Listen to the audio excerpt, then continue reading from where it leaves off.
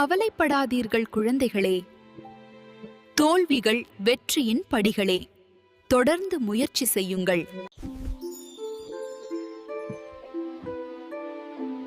நீங்கள் இன்று எடுக்கும் ஒவ்வொரு சிறிய படியும்.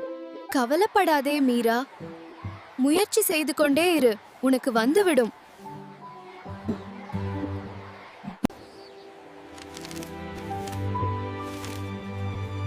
நாளைக்கு உங்களை வலிமையானவர்களாக்கும். தவறு செய்வது பரவாயில்லை. மீண்டும் முயற்சி செய் மீரா. கைவிடாதீர்கள் குழந்தைகளே. ஒவ்வொரு தவறும் நாம் கற்றுக்கொள்ள உதவுகிறது. தொடர்ந்து முயற்சி செய்யுங்கள், உங்களால் முடியும்.